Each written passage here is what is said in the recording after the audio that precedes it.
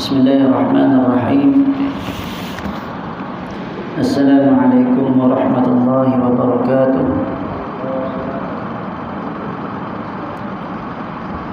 Innal hamdalillah nahmaduhu wa nasta'inuhu wa nastaghfiruh wa na'udzu billahi min shururi anfusina wa min sayyiati a'malina. Man yahdihillahu fala mudilla lahu wa man yudlil fala hadiya lahu. وأشهد أن لا إله إلا الله وحده لا شريك له وأشهد أن محمدا عبده ورسوله يا أيها الذين آمنوا اتقوا الله حق تقاته ولا تموتن إلا وأنتم مسلمون أما بعد. Alhamdulillah, bersyukur kita kepada Allah Subhanahu wa taala. Pada malam ini dapat kita meneruskan lagi kuliah maghrib kita, di mana sepatutnya kemarin saya kata saya ganti kerana hari ini alhamdulillah sampai awal juga ambil anak tadi. Jadi kita akan lanjutkan lagi pembacaan kitab Talbis Iblis. Okay. Kitab Talbis Iblis ataupun tipu muslihat ataupun tipu daya iblis. Yang mana kitab ini dikarang oleh seorang ulama, ulama hadis, juga ulama yang terkenal, seorang pemberi nasihat, ulama hadis. Kemudian mungkin ada, kalau tidak silap saya, ada juga mungkin dari segi sejarah ataupun tarikh yang ditulis oleh beliau pengarang kitab ini.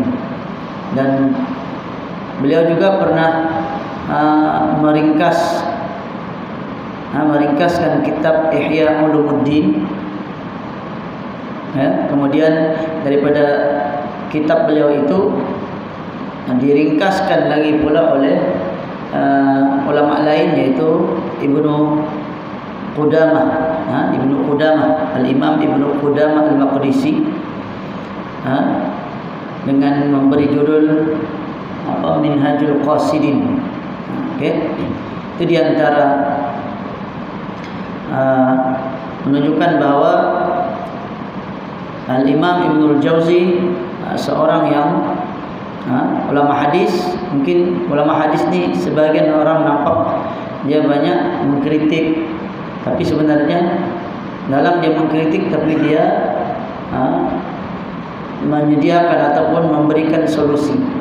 Contoh, dalam kitab Talbis Iblis ni mungkin ada kritikan sedikitlah beliau berikan kepada kitab Ihya Ulumuddin karya Al-Imam Al-Ghazali. Namun beliau menyediakan, meringkaskan dengan membuang hadis-hadis yang tidak sahih di dalam kitab Ihya Ulumuddin, lalu dimanfaatkan oleh kaum muslimin. Okay. Jadi pembacaan yang terakhir kita pada kemarin hadis Irbad bin Sariyah. Okay. Hadis Irbad bin Sariyah, mungkin saya ulang sedikit, di mana dia mengatakan bahawa pada suatu hari Rasulullah mengimamkan kami di dalam salat subuh. Setelah itu baginda pun menghadap ke arah kami, lalu menyampaikan nasihat yang mendalam, yang mencucurkan air mata, mengalirkan air mata serta menggetarkan hati. Lalu salah seorang dari kalangan sahabat bertanya, "Ya Rasulullah, sepertinya ini adalah merupakan nasihat yang terakhir, muwaddi', nasihat perpisahan. Maka apakah yang engkau nasihatkan kepada kami, wasiatkan kepada kami?" Lalu Nabi pun bersabda, "Usikum bittaqwallah." Aku berwasiat kepada kamu agar bertakwa kepada Allah. Was-sam'i wat-ta'ah, hendaklah kamu mendengar dan juga taat. Wa in ta'ammara 'alaikum 'abdun habasyi, sekalipun yang menjadi pemimpin kamu, pemerintah kamu adalah seorang hamba Habsyi. Hamba yang berkulit hitam. Sungguh orang yang hidup, man ya'ish minkum ba'di, sesiapa yang hidup setelahku, fasayara ikhtilafan katsira, maka dia akan melihat perselisihan yang banyak. Maka berpegang teguhlah, fa'alaikum bisunnati, hendaklah kamu berpegang teguh dengan sunnahku, wa sunnatil khulafa'ir rasyidin, dan sunnah para khalifah ar-rasyidin, al-mahdiyin, yang beroleh petunjuk, min ba'di, setelahku. Okey, ini telah kita bahaskan sedikitlah mungkin kemarin dan juga sebelum-sebelum ini pernah kita bahaskan. Bahkan dalam kuliah kita yang dahulu pernah kita baca hadis 40. Hadis 40, hadis ini juga hadis Irbad bin Sariyah ada dalam hadis 40, hadis yang ke-28. Lalu Nabi pun sebut lagi, addu 'alaiha, kata Nabi, tamassaku biha, berpegang teguhlah dengannya, wa'addu 'alaiha bin nawajid, dan gigitlah ia dengan geraham. Gigit dengan gigi geraham, maksudnya pegang sungguh-sungguh sunnah Nabi tersebut dan sunnah khulafa ar-rasyidin. Okey, sebagian ulama mengatakan kenapa maksudnya khulafa ar-rasyidin? Sebab di zaman khulafa ar-rasyidin ada sunnah-sunnah yang mungkin tidak ada di zaman Nabi, tapi mereka diiktiraf. Contohnya di zaman Abu Bakar mula pembukuan Al-Quran. Di zaman Sayyidina Umar salat tarawih dikerjakan selama sebulan. Adapun di zaman Nabi hanya 3 hari saja. Begitu juga zaman Abu Bakar salat tarawih itu bersendirian ataupun jemaah masing-masing. Di sini ada jemaah, sana ada jemaah, atau sini sembahyang sendiri. Dan dia tidak dia sebab waktunya luas, selepas Isya sampai sebelum subuh. Jadi masing-masing waktu bila mau solat masing-masing. Tapi ijtihad Sayyidina Umar menyuruh agar umat Islam selepas saja Isya solat tarawih, disatukan selama sebulan. Dan sebagian riwayat yang ada yang menambah bahawa pada zaman Sayyidina Umar bermula dikerjakan sebanyak 20 rakaat. Lalu sebelum itu zaman Nabi yang sabit dari Nabi hanya 11 atau 13 rakaat. Okey, ada yang menyebut 11 rakaat, maksudnya 8 tarawih, 3 witir. Ada yang menyebut 13 rakaat, maksudnya 2 rakaat itu adalah 2 rakaat sebelum tarawih. Maksudnya dimasukkan sekali 2 rakaat yang ringan. Sebab dalam hadis Nabi diceritakan bahawa sebelum Nabi solat malam tarawih, Nabi akan solat 2 rakaat yang ringan secara duduk. Ada hadis itu. Nabi duduk dan solat 2 rakaat sebelum Nabi solat tarawih secara ringan. Jadi kalau dimasuk tu jadilah 13 rakaat. Okey. Jadi menurut ini masuk balik Ramadan lah pula kan. Cuma sajalah sebagai pengetahuan. Jadi ada satu hadis Sayyidatina Aisyah, kalau tidak silap saya, dia kata Rasulullah tidak pernah mengerjakan lebih dari 11 rakaat. Tapi ternyata ada hadis yang mana Nabi mengerjakan 13 rakaat. Jadi menunjukkan bahawa salat tarawih itu berapa jumlah bilangan, adakah ketetapan? Jawapannya tidak ada ketetapan, kerana Nabi SAW ketika orang Arab Badui datang, ya Rasulullah, tunjukkan kepada aku bagaimana cara salat malam. Nabi pun ajar, engkau salat 2 rakaat, 2 rakaat, matna. Kemudian jika engkau bimbang masuknya waktu subuh, maka witirlah 1 rakaat. Dari situ menunjukkan bahawa 2 rakaat, 2 rakaat, 2 rakaat, 2 rakaat, 2 rakaat, sebanyak manapun. Sebab itu masyhur dalam kitab-kitab fiqh dinyatakan bahawa di zaman Sayyidina Umar 20 rakaat, di zaman Imam Malik ada yang dikatakan sampai 43 rakaat. Terlalu banyak. Jadi ulama pun bincanglah kenapa ada yang lebih, ada yang kurang. Kerana untuk menyamai salat Nabi itu berdirinya sangat lama, panjang. Okey. Jadi untuk meringankan, caranya adalah dipendekkan bacaan tetapi dibanyakkan rakaat. Itulah sebenarnya kalau ikut sunnah yang betul-betul. Tapi kalau kita ni walaupun 20 rakaat tapi masih lagi ayat lazim lah. Sebenarnya masih sangat ringan apa yang kita kerjakan. Ala kulli hal, kurang-kurangnya kita kerjakan dan menunjukkan bahawa Nabi SAW dia tidak tahu wahyu apa yang akan diturunkan kepadanya. Ketika Nabi solat 3 malam, malam yang keempat para sahabat berkumpul di Masjid Nabawi menunggu Nabi keluar rumah. Nabi tidak keluar sampai waktu subuh. Subuh baru Nabi keluar, ternyata Masjid Nabawi penuh. Lalu mereka tanya, ya Rasulullah, kenapa engkau tidak keluar? Kami menunggu engkau. Jadi Rasulullah menjawab, aku bimbang kalau Allah wahyukan, mewajibkan, nescaya kamu tidak akan mampu. Okay? Dan memang terbukti kita kalau antara 8 sama 20 banyak yang lebih memilih 8 lah, tidak mampu. Apalagi di akhir-akhir Ramadan yang sebenarnya rugilah kita tidak memanfaatkan ataupun memenuhi mengambil manfaat yang ada pada 10 akhir Ramadan tersebut. Jadi itu pada zaman Sayyidina Umar. Adapun pada zaman Sayyidina Utsman 2 kali azan Jumaat mula-mula sekali dibuat. Okey, ijtihad dari Sayyidina Utsman ketika dia memerintah. Okey, dia perintahkan Bilal, maksudnya muadzin pada zaman itu, untuk azan di pasar. Kurang lebih 1 jam sebelum masuk waktu. Itu cara yang betul lah sebenarnya. Itu pun para ulama mengatakan dikiaskan kepada subuh, kerana subuh memang sabit di zaman Nabi ada 2 kali azan. Okey, di zaman Nabi subuh ada 2 kali azan. Subuh azan yang pertama yaitu azan membangunkan umat Islam untuk solat malam. Bukan Ramadan saja, selain bulan Ramadan pun ada 2 kali azan. Okey, satu Nabi sebut dalam hadis, makanlah kamu sehingga kamu mendengar azan Ibnu Ummi Maktum. Sebab zaman Nabi ada 2 tukang azan, satu Bilal, satu Ibnu Ummi Maktum. Kalau Bilal azan sebenarnya masih tengah malam lagi ataupun sejam lagi, belum lagi masuk waktu subuh.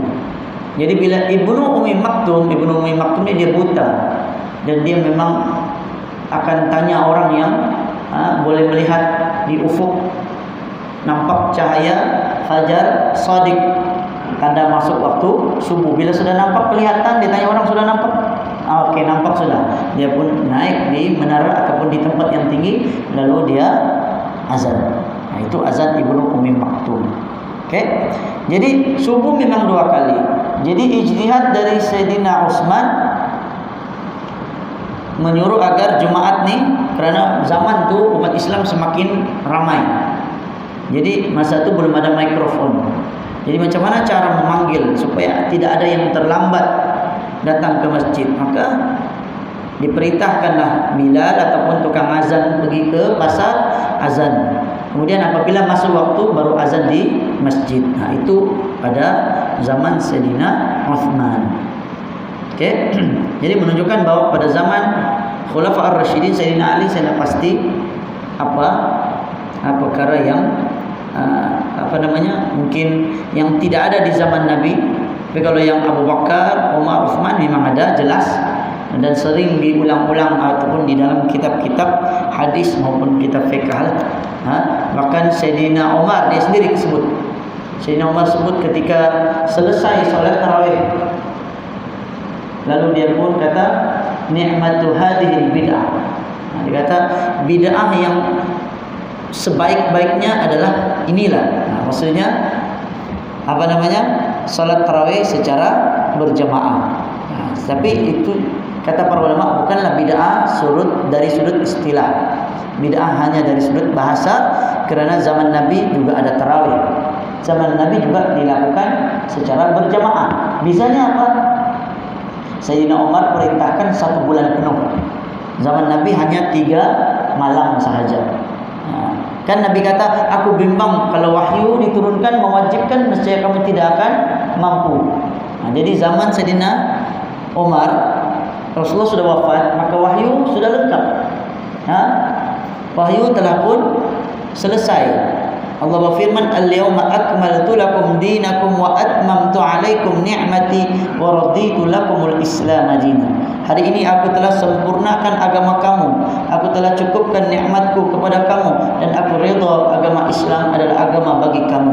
Dalam surah Al-Maidah ayat 3 menunjukkan agama Islam telah pun sempurna. Kalau solat tarawih itu sunat, maka tidak mungkin dia jadi wajib. Begitu maksudnya. Okey. Kemudian setelah dia kata fa'alaikum bisunnati wa sunnatil khulafa'ir rasyidin tamassaku biha wa 'addu 'alaiha bin nawajid, berpegang teguhlah dengan ia dan gigitlah ia dengan geraham.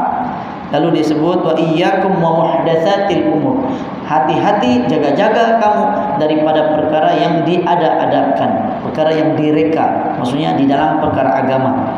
Fa inna kulla muhdatsatin bid'ah, kerana sesungguhnya setiap perkara yang diada-adakan di dalam perkara agama itu disebut sebagai bid'ah. Wa kullu bid'atin dhalalah, dan setiap bid'ah itu menyesatkan. Hadis ini adalah hadis yang sahih. Riwayat di sini tidak disebut. Riwayat kalau tidak silap saya Abu Daud, kemudian At-Tirmidzi, dan juga Ibnu Majah. Okey. Jadi hadis ini adalah hadis yang sahih. Dalam hadis yang lain dari Abdullah bin Mas'ud meriwayatkan Rasulullah sallallahu alaihi wasallam bersabda, "Ana faratukum." Kalau anda siap-siap ada juga bacaan "Ana faratukum 'ala al-hawdi wala yukhtalajanna rijalun duni fa aqulu ya rabbi ashabi fayuqalu innaka la tadri ma ahdathu ba'daka." Okey, maksudnya aku adalah merupakan orang yang pertama sekali alal haud, berada di telaga. Jadi siapa Nabi, orang yang pertama datang ke telaga Nabi. Dan berikutnya akan masuk beberapa orang di bawahku. Ada lelaki yang akan ikut, maksudnya selepas Nabi akan mengikuti orang-orang lain, umat Nabi Muhammad lah. Fa'aqulu, okey, masuklah beberapa orang sahabatku, la yukhtalajanna rijalun duni. Dia kata, wahai berikutnya akan masuk beberapa orang yang berada di bawahku. Lalu fa'aqulu, lalu Nabi pun mengatakan, ya Rabbi ashabi, wahai Tuhanku, ini sahabatku. Okey, ini adalah sahabatku. Sebenarnya hadis ini ada banyak lafaz. Ada juga lafaz yang lain menyebut bukan sahabat. Okey, dia sebut lafaz yang lain, dia sebut apa namanya, umatku. Begitulah. Okey, ini adalah umatku. Ini orang Islam. Fayuqalu, maka dikatakan, innaka la tadri ma ahdathu ba'daka, sesungguhnya engkau tidak mengetahui apa yang telah mereka ada-adakan setelah engkau wafat. Okey, setelah engkau, maksudnya setelah Nabi tiada, ada golongan yang mereka atau mengada-adakan perkara di dalam agama. Mungkin hadis ini kurang lengkap. Ada hadis yang lebih jelas lagi, detail lagi. Maksudnya Nabi ajak umat Nabi Muhammad datang untuk minum telaga Kautsar, telaga Nabi di akhirat. Lalu ada beberapa orang yang dihalang. Ada beberapa orang yang dihalang, maksudnya tidak boleh minum air telaga. Itu maksudnya. Jadi bila mana ada orang yang dihalang, lalu Nabi berkata, ini umatku. Atau dalam lafaz yang lain, ini sahabatku. Okey? Dan sahabat di sini bukan bermaksud sahabat Nabi. Dia maksudnya secara umum sahabat di sini merujuk kepada umat Islam. Okey? Supaya tidak berlaku salah faham. Sebab sebagian orang Syiah dia gunakan hadis ini untuk menunjukkan bahawa sahabat Nabi ada yang tidak boleh masuk syurga. Ada yang tidak boleh minum air telaga. Dia kata gitu. Ini antara syubhat lah. Sebab saya sendiri pernah dengar dalam YouTube lah. Kita tengah-tengah scroll, tiba-tiba ada satu macam orang Arab lah, tapi dia cakap Melayu. Baju serban hitam, jubah hitam. Lalu dia cakap, sahabat Nabi ini dia kata tidak semuanya masuk syurga. Ada yang masuk neraka. Dia bagi bukti. Ini bukti dia baca. Hadis inilah yang saya ingat.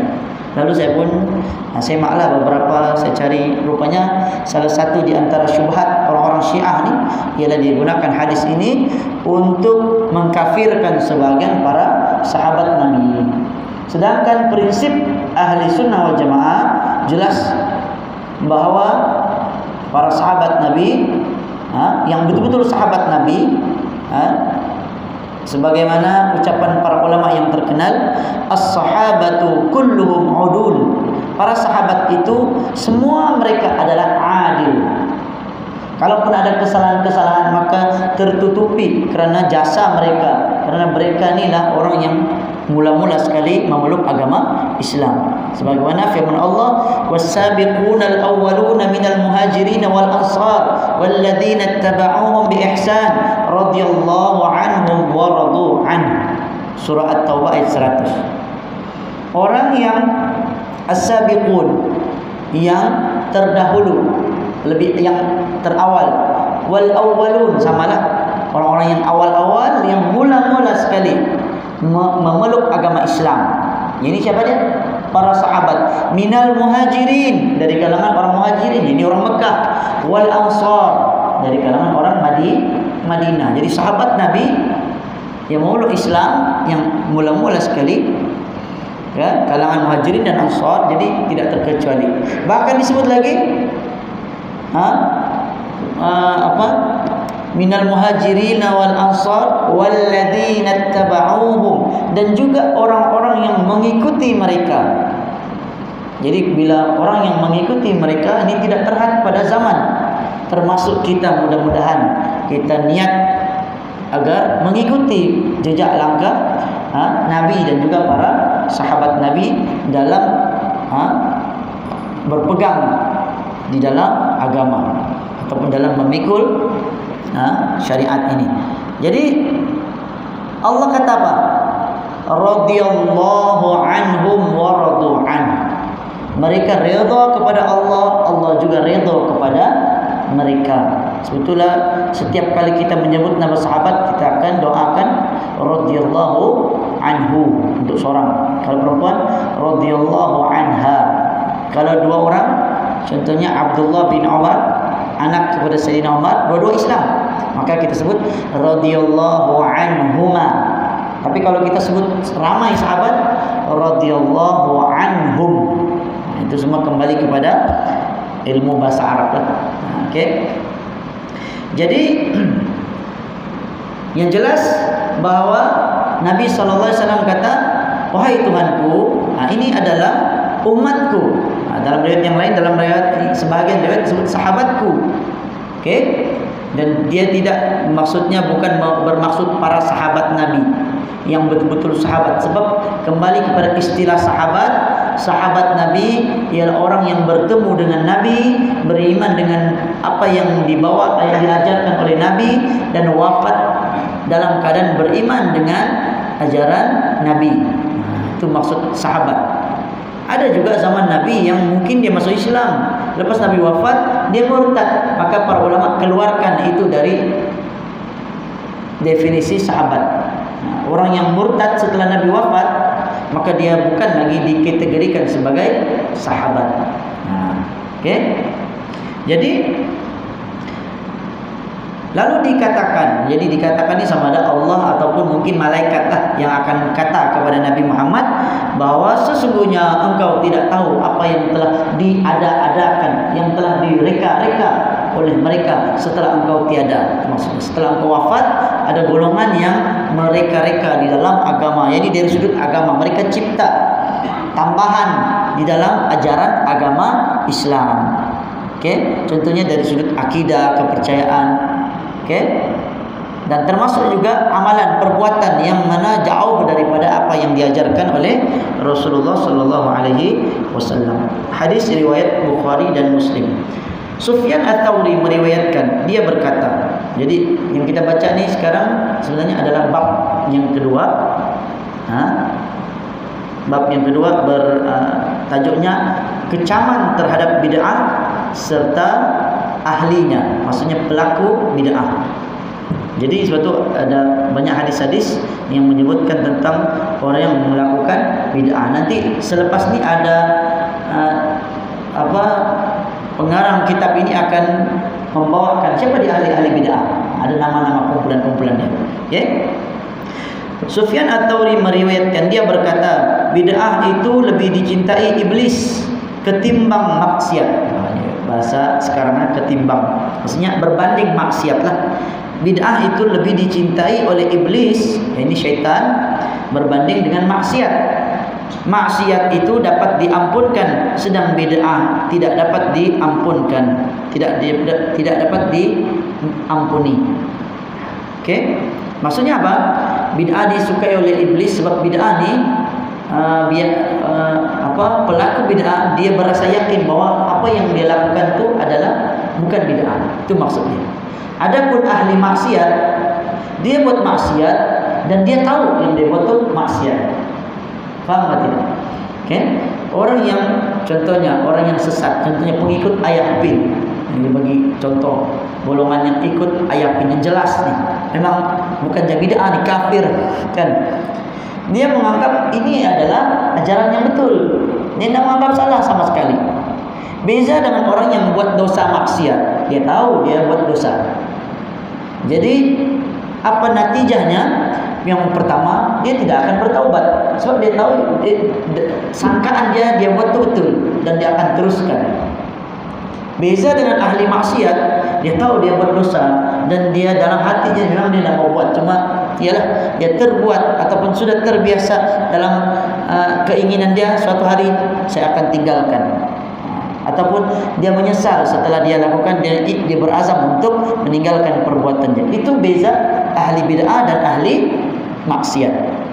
Okey, ahli bid'ah dia yakin apa yang dia buat tu betul. Macam contoh GISB yang dulu kan ada isu dia.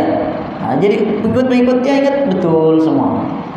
Dia rasa ini bukan perkara baru. Ini memang ada dalam ajaran Islam. Padahal yang mereka lakukan, contohlah, apa yang mereka lakukan tu bertentangan dengan ajaran Islam. Tapi kalau orang yang buat maksiat, contoh, apa maksiat dia buat? Mencuri kah, berzina kah, minum arak kah, apa lagi? Dan semualah jenis maksiat. Dia tahu yang dia buat tu dosa dan memang dia akan bertaubat. Kecuali orang yang bangga dengan maksiat, itu lain. Orang yang dia buat maksiat dia tidak rasa segan pun, ini bahaya. Bahkan ada dalam hadis Nabi, sesungguhnya Allah akan mengampunkan umatku, semua umatku, kecuali orang-orang yang al-mujahirun disebut. Mujahirun ini tidak akan diampunkan, kata Nabi. Maksudnya orang-orang yang dia buat dosa secara terang-terangan, tanpa rasa segan silu. Disebutkan dalam hadis Nabi, seorang Muslim yang melakukan dosa di malam hari, kemudian Allah tutup aib dia sehingga tiada siapa tahu kecuali Allah saja yang tahu. Lalu tiba-tiba di siang hari dia pun mendedahkan maksiatnya, maka Allah benci pada orang tersebut. Bahkan dalam hadis yang lain pada tadi sebut Allah tidak ampunkan orang yang begini. Sebab itu kalau buat maksiat, jangan terang-terangan. Bukan mau suruh buat maksiat, tidak. Kan? Maksiat ni perkara yang paling kecil-kecil pun kalau boleh dielakkan dan ditinggalkan ataupun jangan ditunjuk kepada orang lain. Okey? Yang semua buat, kalau saya bagi contoh nanti saya takut adalah pula sensitif sikit lah. Jadi maksudnya kalau kita buat sesuatu tu kita tapuk-tapuk lah sikit. Begitu. Jangan tunjuk pada orang. Yang mana perbuatan tu meskipun perkara tu mungkinlah ada perkara khilaf. Kalau ada khilaf tu mungkin ada yang kata ini haram, ada yang kata ini makruh, kan? Jadi cuma zaman sekarang ramai ulama yang kata haram. Jadi kalau boleh janganlah secara terang-terangan. Kita sembunyi dan kalau boleh ada azamlah untuk meninggalkan perbuatan tersebut. Okey. Diriwayatkan dari Al-Fudail, dia berkata, apabila engkau berpapasan maksudnya berselisih dengan pelaku bid'ah di suatu jalan. Pelaku bid'ah ni ahli bid'ah. Maksudnya contoh yang tadi kan pengikut Ayapin ke, atau pengikut Rasul Melayu ke, atau orang ajaran sesat lah. Okay? Jika kamu berselisih dengan dia di jalan, satu jalan, maka kata Fudail bin Iyad, laluilah jalan yang lain. Kalau boleh jangan dekat-dekat dengan mereka. Kenapa? Sebab mereka ni membawa syubhat, kan? Kita dah tahu. Nanti sekarang ataupun ada satu lagi dia sebut sini, amal perbuatan pelaku bid'ah tidak akan sampai kepada Allah, dan sesiapa yang menolong pelaku bid'ah sungguh dia turut andil dalam menghancurkan Islam. Dia turut sama menghancurkan agama Islam. Maksudnya kalau ada ahli bid'ah ni, jauhi, jangan dekat. Nanti dia minta tolong dulu. Kita pun tolong dia, sebenarnya kita telah menolong untuk menghancurkan Islam. Atau dalam hadis lain ada yang sebut, kalau kita bersama dengan ahli bid'ah ni orang yang berdosa, kalau tiba-tiba Allah turunkan bala ke atas dia, maka kita sekalian akan kena juga. Itu jauhi orang-orang yang pelaku bid'ah ini. Saya mendengar Allahumma shalli wa sallim. Saya mendengar seseorang berkata kepada Fudail, sesiapa yang menikahkan anaknya kepada orang yang fasik, sungguh dia telah memutuskan tali persaudaraannya.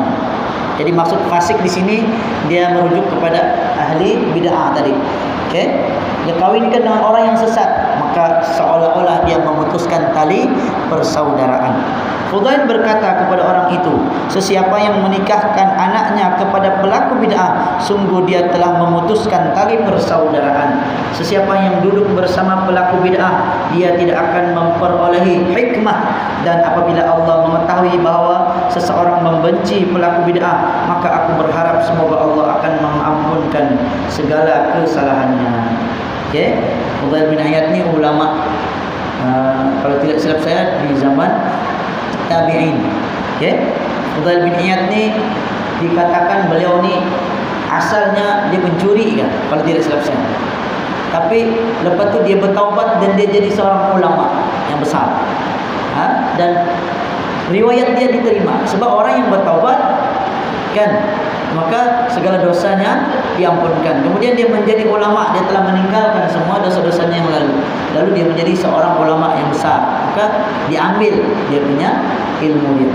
Sebab sebelum tu dia seorang yang jahil, yang dia tidak tahu, yang mungkin hidup di pedalaman, yang mana tidak tahu, mungkin dia belajar dari orang-orang sebelumnya mencuri, dia pun ikut mencuri. Okay? Tapi akhirnya dia menjadi seorang ulama ni Fudail. Dan dalam hadis ataupun dalam riwayat-riwayat hadis kita akan jumpa banyak nama dia Fudail ni. Okay? Jadi dia mengatakan kalau kita kawinkan anak dengan pelaku bid'ah, maka seolah-olah kita telah memutuskan tali persaudaraan. Okay? Kalau duduk bersama pelaku bid'ah, maka tidak akan memperolehi hikmah. Hikmah maksudnya hikmah dari Allah Subhanahu wa taala.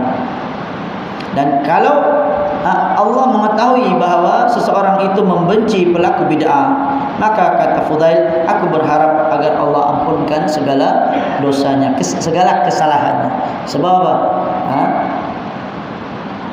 Sebab ada orang yang tidak tahu, kan? Dia tidak tahu pun ini bid'ah kah tidak bid'ah, betul kah tidak. Okey. Bid'ah di sini lebih kepada bid'ah dari sudut akidah, tetapi kadang-kadang daripada akidah boleh membawa kepada perbuatan juga. Kalau di zaman sahabat Nabi itu, saya ingat dalam sebuah hadis disebutkan dia dari bid'ah yang kecil. Bid'ah kecil ni tidaklah sebesar mana, tapi dia boleh membawa kepada bid'ah yang lebih besar lagi. Ya, sebagaimana dalam satu hadis riwayat Ad-Darimi, Abu Musa Al-Asy'ari dengan siapa lagi seorang saya lupa. Dia ada orang menunggu di depan rumah Abdullah bin Mas'ud, yaitu sahabat yang senior. Abu Musa Al-Asy'ari ini dia yang junior lah, maksudnya yang akhir-akhir sahabat. Mungkin hidup zaman Nabi masa itu masih kecil lagi dia orang. Dia sempat jumpa Nabi, dia sahabat juga. Tapi ada sahabat yang lebih kibar, yaitu Abdullah bin Mas'ud. Mereka tunggu Abdullah bin Mas'ud keluar dari rumah. Apabila keluar rumah, maka mereka pergi ke kanan dan kiri Abdullah bin Mas'ud ni. Lalu mereka berkata, bahwa di masjid tadi kami melihat ada sekumpulan orang yang mana mereka ni melakukan perbuatan yang kami nampak tak pernah dilakukan oleh Nabi. Okay? Lalu Abdullah bin Mas'ud pun kata, kenapa kamu tidak suruh mereka ni kira, hitung amalan mereka, itu nescaya itu tidak akan mengurangkan pahala mereka. Lalu mereka bawa Abdullah bin Mas'ud ni di masjid, lalu dia pergi, dia nampak di masjid. Nampaklah orang-orang yang dia buat ritual ataupun kaedah zikir-zikir yang tak pernah mereka buat dalam bulatan. Lepas tu mereka sebut ramai-ramai kuat-kuat, macam bising lah satu masjid tu kan, satu masjid Nabawi tu. Lalu Abdullah bin Mas'ud ni marah. Dia kata, celaka kamu, sesungguhnya pinggan-pinggan Nabi masih belum pecah, baju-baju Nabi belum lagi koyak, maksudnya masih baru dengan zaman Nabi. Dan kamu melakukan perbuatan yang tak pernah dibuat di zaman Nabi. Lalu orang-orang yang ada di masa itu di masjid itu dia kata, wahai Abdullah bin Mas'ud, gelarannya Abu Abdurrahman, wahai Abu Abdurrahman, sesungguhnya yang kami inginkan hanyalah kebaikan. Lalu kata Abdullah bin Mas'ud, kam muridan lil khair lam yusib, berapa ramai orang yang menginginkan kebaikan namun tidak mendapatkan kebaikan tersebut. Sebab apa? Sebab tidak mendapati cara kaedah yang betul. Okay? Lalu dalam hadis itu panjang lagi disebut, diceritakan bahwa orang-orang yang ada di masjid itu, walaupun yang mereka betul bukan bid'ah sebesar mana, bid'ah yang kecil, tapi akhirnya mereka ni dengan sombong, maksudnya mereka ni orang-orang hafal Quran, tapi mereka ada ritual amalan-amalan tersendiri. Kan? Akhirnya mereka ni rupanya di dalam hadis itu diceritakan di zaman Sayyidina Ali memerintah, mereka Abdullah bin Abbas atau Abdullah bin Mas'ud, mereka melihat tentera-tentera orang-orang yang memerangi Sayyidina Ali pada ketika itu golongan Khawarij, adalah terdiri dari orang-orang yang tadi buat perkara bid'ah yang kecil di masjid. Okay? Maksudnya dia buat bid'ah yang kecil tapi boleh berlaku kepada bid'ah yang lebih besar, yaitu bid'ah Khawarij. Khawarij ni apa dia? Khawarij ni golongan yang dia sangkaan mereka orang yang buat dosa besar terkeluar dari agama Islam. Itu yang banyak dipegang oleh seperti ISIS, kan? Dulu-dululah, kan? Ataupun ada sebahagian golongan yang dia berpandangan bahwa orang yang buat dosa besar maka terus terkeluar dari agama Islam dengan dalil wa man lam yahkum bima anzalallah fa ulaika humul kafirun. Siapa tidak berhukum dengan hukum Allah maka mereka lah orang yang kafir. Tapi sebenarnya ayat Quran tu selang dua ayat atau satu ayat, ada lagi ayatnya lain yang berbunyi wa man lam yahkum bima anzalallah fa ulaika humul fasiqun wa man lam yahkum bima anzalallah fa ulaika humul zalimun. Jadi ada tiga. Orang yang tidak berhukum dengan hukum Allah, boleh jadi dia fasik. Fasik masih Islam. Boleh jadi dia zalim. Zalim ni Islam juga tapi dia zalim, maksudnya dia tidak meletakkan sesuatu pada tempatnya, dia tidak ikut, mungkin kerana malas atau kerana pengaruh dan sebagainya. Yang ketiga, orang yang tidak berhukum dengan hukum Allah kerana memang tidak percaya pada hukum Allah. Yang ini barulah kata para ulama betul-betul terkeluar dari agama Islam. Contoh orang yang mengingkari solat, dia kata solat tidak wajib. Hati-hati. Itu perkataan kekufuran, boleh menyebabkan terkeluar dari agama Islam kerana mengingkari kewajiban Allah, menghalalkan yang haram, mengharamkan yang halal. Itu bahaya.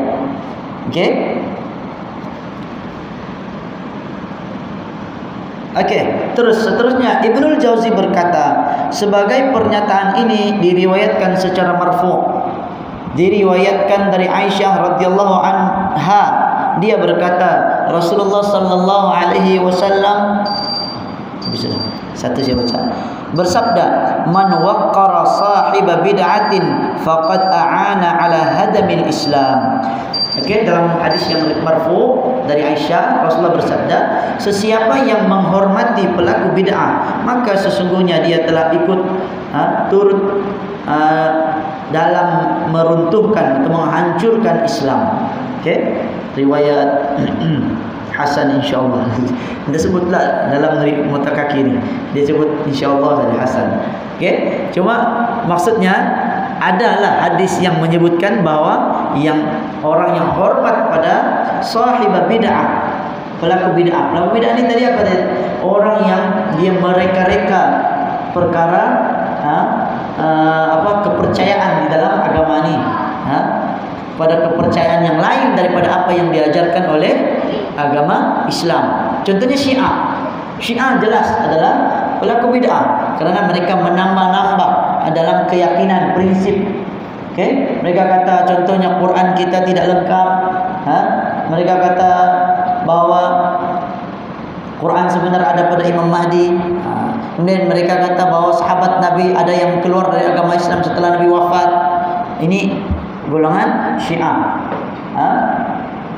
Walaupun kita tidak nampak, tapi ada.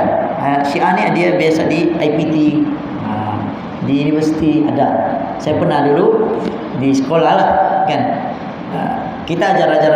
Rupanya anak ni, ada satu murid kami itu, bapak dia mengajar di universiti Syiah.